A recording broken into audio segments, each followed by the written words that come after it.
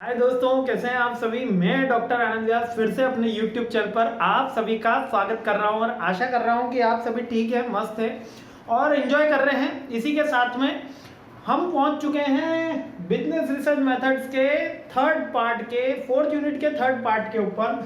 दो पार्ट मैंने already complete करा दिए हैं। थर्ड पार्ट के अंदर अब क्या बचा हुआ है? जी हाँ, केवल सैंपलिंग बचा हुआ है। सैंपलिंग सैंपलिंग सैंपलिंग यानी कि सैंपलिंग के कितने टाइप्स हैं, प्रोबेबिलिटी, नॉन प्रोबेबिलिटी, सैंपलिंग के टाइप्स और सैंपलिंग का फॉर्मूला, इसके ऊपर आज हमको बात करनी है। तो ज्यादा लंबा वीडियो नहीं करेंगे, लेकिन सारी सैंपलिंग के जितने भी मेथड होते हैं एक ही वीडियो के अंदर मैं कंप्लीट करवा दूंगा। बिल्कुल, आप एग्जाम में मोस्ट इंपॉर्टेंट क्वेश्चन है, मैं ये बता देता हूँ, ये मोस्ट इंपॉर्टेंट क्वेश्चन है। मोस्ट इंपॉर्टेंट कि सैंपलिंग के मेथड बताइए, आता ही है।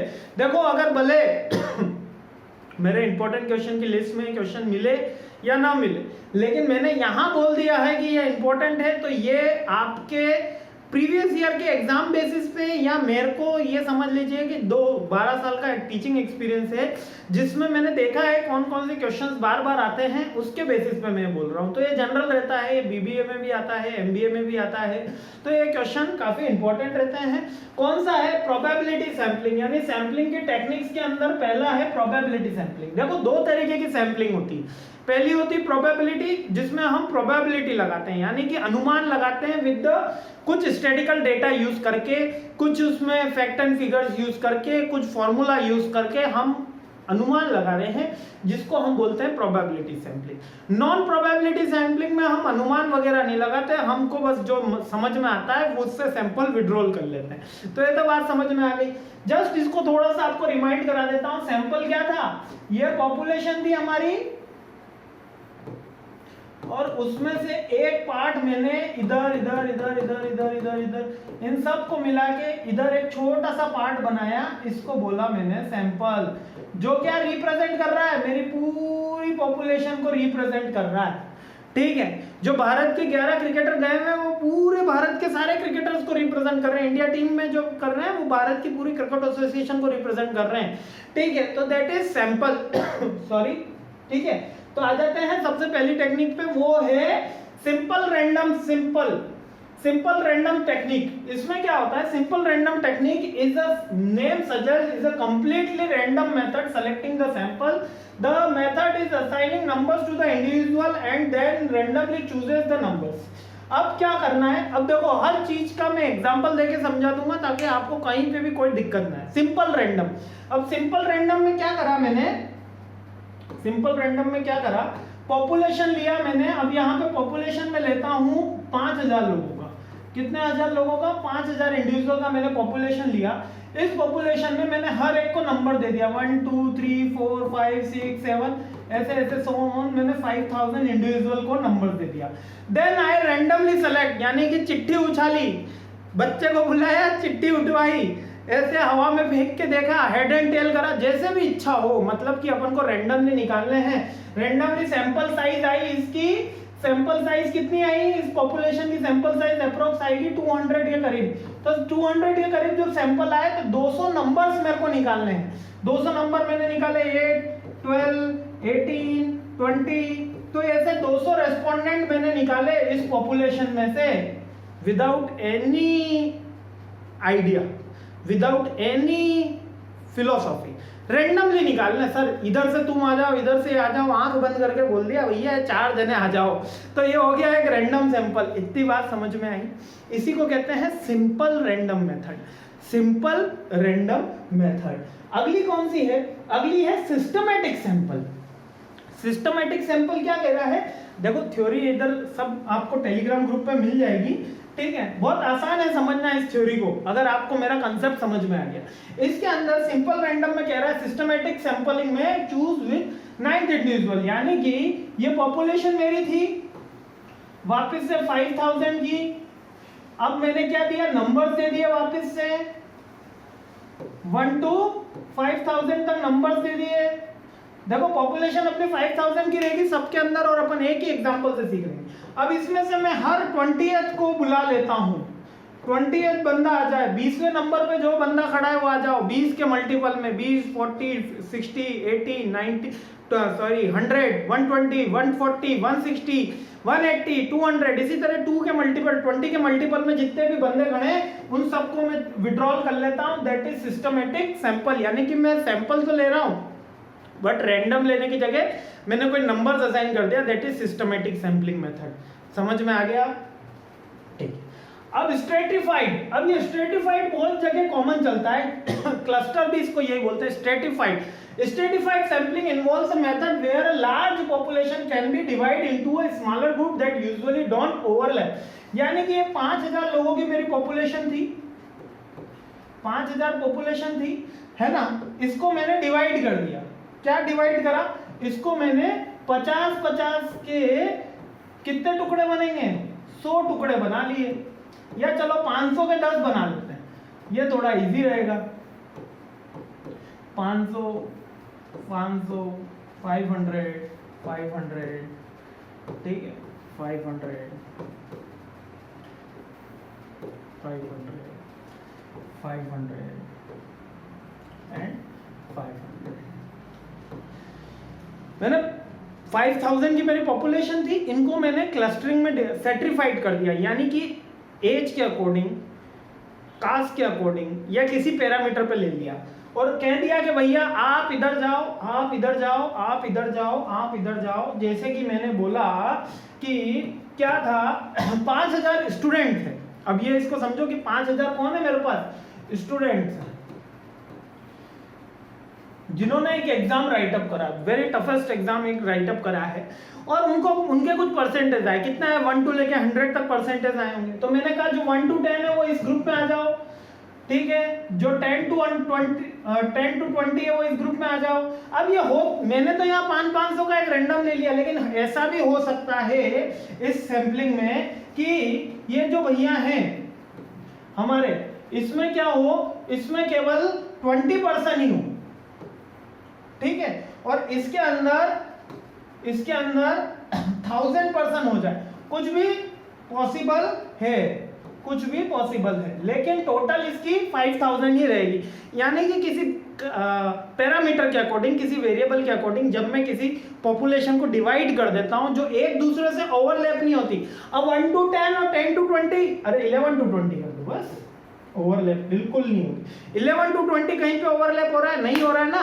तो जैसे इसमें 1000 स्टूडेंट है, यहाँ पे 20 स्टूडेंट है, तो कहीं भी ओवरलैप नहीं हो रहा, लेकिन मैंने उनको डिवाइड कर दिया। That is stratified sampling method. इसमें से मैं कुछ सैंपल लूंगा, इसमें से सैंपल लूंगा, इसमें से लूंगा, इसमें से लूंगा, इसमें से लूंगा, इसमें से लूंगा, इसमें से, इसमें से, इसमें से, और मेरे को 200 लोग इकट्ठे करने हैं।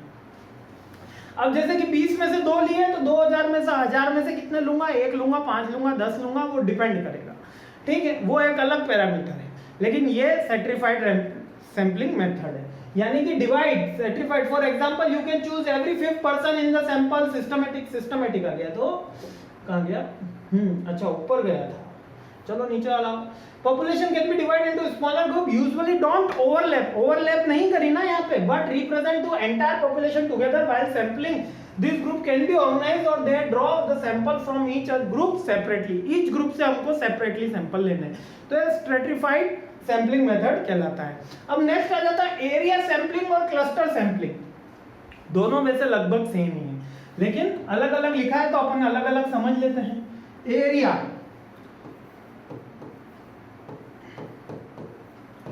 जब मैं कह देता हूं कि ये जो 5000 स्टूडेंट है, इनको कह देता हूं कि जो भी यूपी के हैं वो इधर आ जाओ, जो भी राजस्थान के हैं वो इधर आ जाओ। That is area sampling method. We divide the population into the different areas. They can be overlap, क्योंकि हो सकता है किसी के मम्मी यूपी के हों, पापा राजस्थान के हों, ठीक है, ये मैरिज हुई हो, ठीक है, या किसी की मम्मी राजस्थान की हो, पापा यूपी के हों, या पापा मम्मी में से कोई यूपी का हो और इधर माता पिता में से या किसी के दादा दादी इधर के रह रहे हैं, तो वो बेचारा कंफ्यूजन में रहता है कि यूपी के हैं कि राजस्थान के हैं। तो जब हम किसी को एरिया वाइज अगर डिवाइड कर दें और भले वो ओवरलैप हो रहा हो, लेकिन हमारी कोशिश क्या रहेगी कि ये ओवरलैप ना हो, ये ओवरलैप ना हो, एरिया वाइज डिफरेंट उसको कर दें, डिवाइड कर दें, तब अगर हम कोई सैंपल विड्रॉल करते हैं तो वो एरिया सैंपलिंग में कहलाता है। अब ये क्लस्टर क्या है सर? क्लस्टर का मतलब तो बहुत ही आसान है। यहाँ पे क्लस्टर, ये मेरा 5000 का पॉपुलेशन था, इसको थोड़ा सा मैं यहाँ बड़ा कर देता हूँ। अब क्लस्टर में क्या होता है कि हम एक क्लस्टर बना लेते हैं। अब ये क्लस्टर का कोई मतलब इस तरीके का आकृति, ये इस तरीके का ही नहीं होता क्लस्टर, ये इस तरीके का ही पैरामीटर नहीं। अब क्लस्टर मीन्स आप इसको बॉक्स भी बना सकते हो, सर्कल भी बना सकते हो, लेकिन अभी चलो क्लस्टर टाइप ही अपन इसको बना देते हैं। यानी कि पॉपुलेशन को मैंने क्लस्टर में डिवाइड कर दिया। अब ये क्लस्टर में जब मैं डिवाइड कर देता हूं मेरी पॉपुलेशन को और सैंपल विड्रॉल कर लेता हूं, ठीक है, तो ये क्लस्टर सैंपलिंग कहलाती है। यानी कि किसी पैरामीटर पे मैंने उसको चेक नहीं किया है कि ये कौन से कास्ट के हैं या कौन से ग्रुप के हैं या कौन से इनकम ग्रुप के हैं या कौन से जेंडर के हैं। इसमें मैंने डिवाइड करा है स्मॉल ग्रुप्स के, ऑन द मेरी कन्वीनियंट के अकॉर्डिंग मैंने उनको क्लस्टराइजेशन करा है, नहीं स्मॉल स्मॉल स्मॉल ग्रुप बनाया। लेकिन ये क्लस्टर एक फिक्स इधर के ही इधर बने हैं। ये भी सेम एज किसमें है, अपने सिस्टमैटिक या रैंडम सैम्पलिंग मेथड की टेक्निक है, लेकिन इसके अंदर मैंने क्या करा है, इनको क्लस्टर में डिवाइड कर दिया है। ठीक है, इतनी सी बात है। ये प्रोबेबिलिटी की टेक्निक है, मतलब 10 यहां से लूंगा, 10 यहां से, 10 यहां से, 10 यहां से, 20 क्लस्टर में मैंने डिवाइड कर दिया। Getting my point. जब मैं उनके किसी वेरिएबल के अकॉर्डिंग नहीं, पॉपुलेशन, एंटायर पॉपुलेशन को उनके एस्पेक्ट पे कुछ 20% पे क्लस्टर में डिवाइड कर देता हूं। जैसे मेरे को पूरे राजस्थान का एनालिसिस करना है तो कितने, जयपुर अलग, भरतपुर अलग, उदयपुर अलग, तो डिस्ट्रिक्ट वाइज में जब एनालिसिस कर लेता हूं तो क्लस्टर एनालिसिस कहलाता है। आई होप क्लियर हो गया होगा। नेक्स्ट है नॉन प्रोबेबिलिटी सैंपलिंग। प्रोबेबिलिटी निपटा दी, देखो 10 मिनट के अंदर हमने प्रोबेबिलिटी टेक्निक निपटा दी। गारंटी से कह रहा हूं इस टॉपिक के 8 से 10 सेशन दिए हुए हैं बुक्स के अंदर। कितने, 8 से 10 सेशन में ये टॉपिक निपटता है, जबकि इस टॉपिक को काफी स्मॉल से समझाया जा सकता है। बहुत सिंपल है, ठीक है, केवल इसको थोड़ा सा टफ बताया गया। क्यों बताया गया, क्योंकि इनको लिखा रिसर्चर लोगों ने। अब वो क्या ज्यादा हाई लैंग्वेज यूज करने में ऐसा लगता है कि रिसर्चर ने लिखा है। एक जो छोटी क्लास का होगा उसको ऐसा लगेगा कि वो क्या लैंग्वेज लिखी है, इसको इतनी सिंपल लैंग्वेज क्यों लिखी। एक रिसर्चर जितना हाई लैंग्वेज यूज करता है उसे लगता है कि वो उतनी अच्छी रिसर्च कर रहा है। ये एक कॉमन मिसकंसेप्शन चलता है और चल रहा है, क्योंकि ऐसा ही माना गया है बहुत बुद्धिजीवियों में कि आपकी जो लैंग्वेज है शुड बी मोर स्ट्रॉन्ग। और ऐसे नहीं लिखा, उन्होंने खुद के समझने के लिए लिखा है। मेरे को ये लगता है जो बुक्स उन्होंने लिखी है, जो सैम्पलिंग के मेथड्स उन्होंने लिखी है, वो खुद के समझ में आ जाए, बच्चों के समझने में ना आए, इसलिए ये काफी मुश्किल बना के रखा है। जबकि आपने देखा अपन ने 10-12 मिनट के अंदर सैम्पलिंग के नॉन प्रोबेबिलिटी के सारे सैम्पलिंग की टेक्निक मैंने बता दी, विथ एग्जाम्पल आपको बता दी, कहीं कोई दिक्कत नहीं आई। फिर भी दिक्कत आए तो मैं बेटा हूं, मुझे बताइएगा कि सर ये थोड़ा सा और आप एक बार एक्सप्लेन कर दो, तो अपन एक डाउट क्लियरिंग में वो भी कर देंगे। नॉन प्रोबेबिलिटी सैंपल, अब जहां हमने तो एक प्रोबेबिलिटी लिखी थी, गेस्चर लगाया था, अब यहाँ पे नॉन प्रोबेबिलिटी।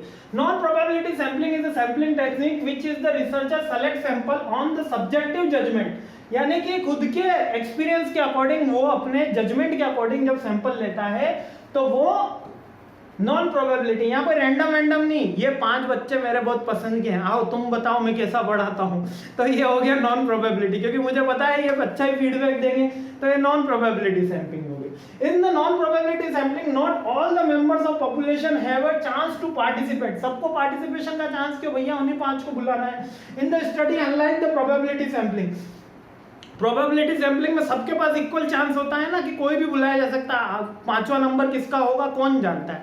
आपने पहले उनको खड़ा किया, फिर 5th वाले को बुलाते चले गए, 20th वाले को बुलाते चले गए, कोई नहीं जानता। लेकिन यहाँ तो मैं इन 5 जनों को जानता हूँ, आइए पिंटू साहब, आइए चिंटू साहब, आइए पिन 1 साहब, आइए पिन 3 साहब, ठीक है। Non probability sampling is the most useful और एक्सप्लोरेटरी स्टडीज लाइक पायलट सर्वे।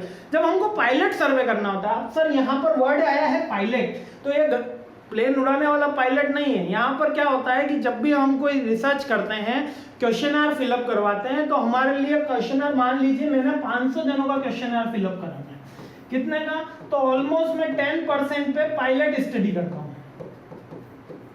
ये क्या होती है पायलट स्टडी, इससे मैं चेक करता हूं कि जो मैं क्वेश्चनर फिलअप करा रहा हूं या जो मैं सर्वे फिलअप करा रहा हूं ये सही है या नहीं है, या इसमें कोई मिस्टेक हो गई, दैट इज पायलट स्टडी कहलाती है। यानी कि वो स्टडी जो एक्चुअल क्वेश्चन फिलअप करने से, यानी इन 500 से जाने से पहले मैं 50 पे स्टडी कर लूं तो मुझे पता चल जाएगा इस क्वेश्चन में प्रॉब्लम है, ये रेस्पोंडेंट को प्रॉब्लम आ रही है। एक तरीके का ट्रायल, एक तरीके का डेमो, एक तरीके का मेटा वर्जन, एक तरीके का आप बीटा वर्जन, सॉरी मेटा नहीं बीटा वर्जन, जिसको पहले ट्रायल रन के लिए सेंड किया जाता है। ठीक है, समझ में आया ना पायलट स्टडी क्या है। तो ये पायलट स्टडी के लिए बेस्ट मानी जाती है, क्योंकि अगर मैं कन्वीनियंस सैंपलिंग कर लेता हूँ, उसमें अपने पसंदीदाओं को बुला लेता हूँ, तो मैं उनसे फ्रीली बात कर सकता हूँ कि अच्छा बताओ इसमें कोई प्रॉब्लम आ रही है क्या मेरा रिजल्ट का डेटा सही आएगा, क्या ऐसा होगा, क्या आपको कोई क्वेश्चन में प्रॉब्लम आई, तो इस तरीके की अपन उसके अंदर कर लेते हैं। पहली इसमें नॉन प्रोबेबिलिटी में है जजमेंट सैंपलिंग। जजमेंट सैंपलिंग में क्या होता है, इन अदर वर्ड्स कि मैं मेरे एक्सपीरियंस के अकॉर्डिंग, अगर मेरे को रिसर्च करनी है और एक्सपीरियंस के अकॉर्डिंग, RRR मूवी की रिसर्च थी, 2 लाख लोग थे, 10,000 लोगों को मेरे को बुलाना था, तो उनके एक्सपीरियंस के अकॉर्डिंग मैं बुला लेता हूं कि ये मेरे को सही राय दे देंगे और बाकी लोग मेरे को सही राय नहीं देंगे, तो that is my based on the researcher experience. जो रिसर्चर है उसके एक्सपीरियंस के according these are the best fit, so that is called judgemental. Next है कन्वीनियंस सैंपलिंग। कन्वीनियंस सैंपलिंग, जो 2000 लोग मेरे घर के करीब हैं, या 2000 लोग मेरे बजट में हैं, या 2000 लोग क्विक रेस्पोंडेंट हैं, मेरे अकॉर्डिंग मैं उनके साथ जाके उनसे सैंपल विड्रॉल कर लेता हूं, दैट इज कन्वीनियंस सैंपलिंग। अच्छा, यहाँ कितने लोग होंगे उसका फॉर्मूला अलग है, लेकिन किनसे विड्रॉल करना है इसकी बात हो रही है। ठीक है, किनसे करना है दैट इज कन्वीनियंस मेथड, किनसे करना है दैट इज जजमेंटल मेथड। और लास्ट है कोटा सैंपलिंग। कोटा होता है ना भैया, हर आज नौकरी निकलती है, सबका कोटा होता है, जनरल का इतना, एक्स सर्विसमैन का इतना, एसटी का इतना, ओबीसी का इतना, तो एक कोटा मैंने फिक्स कर दिया कि 20% मेरे को इस कैटेगरी से लेना है, 20% इस कैटेगरी से लेना है, that is quota sampling technique. बहुत सिंपल है, बताओ तीनों में कोई समझ में आया? जजमेंटल यानी खुद के एक्सपीरियंस के अकॉर्डिंग, दूसरा है कन्वीनियंस खुद की सुविधा के अकॉर्डिंग, और कोटा सैंपलिंग यानी कि मैंने फिक्स कर दिया कि किसी एज ग्रुप में या किसी वेरिएबल से मेरे को 20% यानी कि बिलो 5000 की इनकम के मेरे को 10 ही रिस्पॉन्डेंट चाहिए, 5000 से 20,000 की इनकम के मेरे को 20 पॉइंट रिस्पॉन्डेंट चाहिए, that is quota sampling method. ठीक है, अब स्नोबॉल, ये अब नेक्स्ट है, नॉन प्रोबेबिलिटी में ही चल रहा है। ठीक है, कहीं आगे बढ़े नहीं है। Snowball sampling method can be used to conduct research involving particular illness of patient, rare disease. Researcher seek help from subject rather than to subject suffering. अब स्नोबॉल क्या होती है? स्नोबॉल देखा है, बर्फ का गोला एक जना दूसरे जने को फेंकता है, तो वो किसको फेंक रहा होता है? वो फेंक रहा होता है अपने ही दोस्त को, दुश्मन को नहीं फेंक रहा होता। दुश्मन को तो पत्थर मारते हैं, लेकिन दोस्त को वहां बर्फ का गोला फेंक रहा होता है। तो जो बर्फ का गोला फेंक रहा होता है यानी वो उसका पहचान वाला होता है, मतलब पहचान वाला होता है। तो अब ये जो बर्फ का गोला है स्नोबॉलिंग, इसको याद रखने के लिए बोला, हाँ ऐसे याद मत, वो एग्जांपल मत लिखाना कि बर्फ का गोला सर ने सिखाया था, स्नोबॉल एक फ्रेंड ने दूसरे फ्रेंड को फेंका ना। स्नोबॉलिंग का मतलब है कि जब कोई रेयर चीज पे रिसर्च चलती है, कोई rarest of the rare research चलती है, तो रेस्पोंडेंट ही दूसरे रेस्पोंडेंट को कन्वे करता है कि ये इस तरीके की रिसर्च है, आप भी इसमें पार्टिसिपेट करिए। When the particular rare disease पे चल रही है, researcher can seek help from the subject, return to the subject suffering from the same alignment और subjective sample for carry the out the study. यानी कि रिसर्चर ही उसमें बताता है, सॉरी रेस्पोंडेंट ही बताता है कि अगला व्यक्ति वहां मिलेगा, आप उसके पास जाइए, उसको भी सेम प्रॉब्लम है। क्यों? या तो वो उसको पर्टिकुलर जानता है या पर्टिकुलर किसी सेम सिचुएशन में। यहाँ पर डॉक्टर से आप बात कर रहे हो तो डॉक्टर ही बता सकता है कि भैया ये इतने तरीके के rarest of the rare patient मेरे पास 2 ही आते हैं। तो ये स्नोबॉलिंग सैंपलिंग यानी कि रेस्पोंडेंट जब हमको बता दे कि आपका अगला सैंपल आपको उससे लेना है या अगला रेस्पोंडेंट वो होगा, that is snowballing sampling method.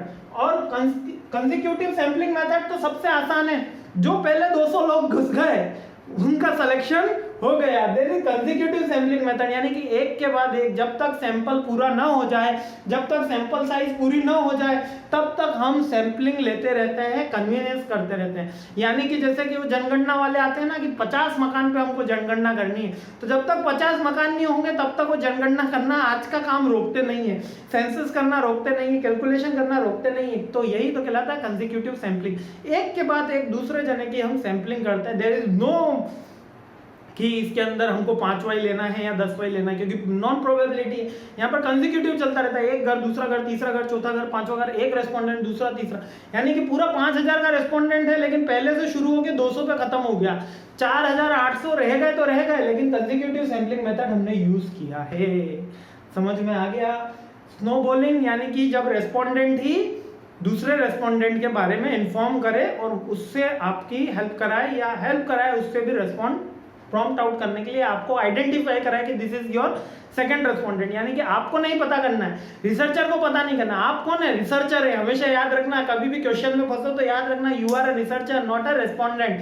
तो रिसर्चर को पता नहीं करना कि अगला रेस्पोंडेंट कौन है, वो रेस्पोंडेंट ही बता देगा।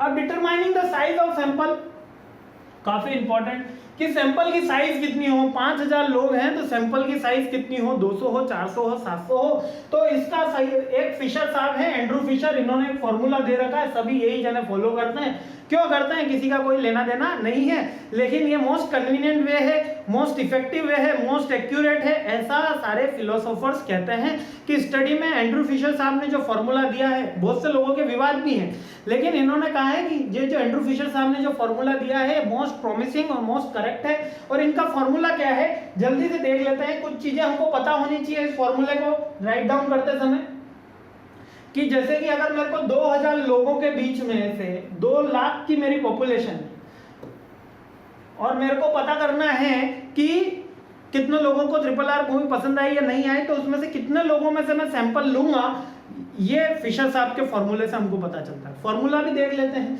उससे पहले मेरे को क्या पता होना चाहिए, सैंपल का साइज, पॉपुलेशन का साइज, सॉरी पॉपुलेशन का साइज मुझे पता होना चाहिए। कॉन्फिडेंस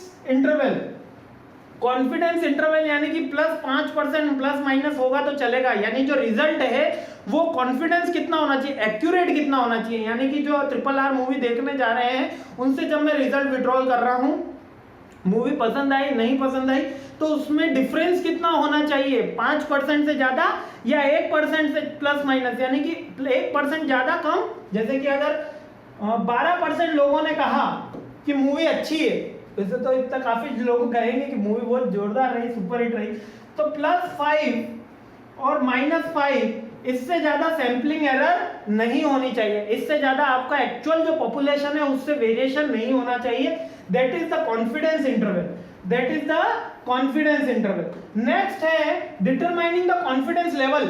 जो आपका 12% आया है वो कितने परसेंट एक्यूरेट है, 95%, 99%। ठीक है, एक बात और बता देता हूँ, इसके ऑनलाइन कैलकुलेटर आ गए हैं। ऑनलाइन बहुत सारी वेबसाइट है जिसमें आप केवल सैंपल साइज 5%, 95% डालोगे तो आपको बता देगा सैंपल साइज कितना है। फॉर्मूला की भी जरूरत नहीं, लेकिन अपने बुक के अंदर तो फॉर्मूला आएगा, नंबर उसी के मिलेंगे। तो याद रखना कौन कौन सी चीजें पता होनी चाहिए। पहला, पॉपुलेशन का साइज कितना था, 2 लाख, कितने परसेंट इंटरवल पे लेना है, कॉन्फिडेंस लेवल कितना होना चाहिए, यानी +-5% या 1%।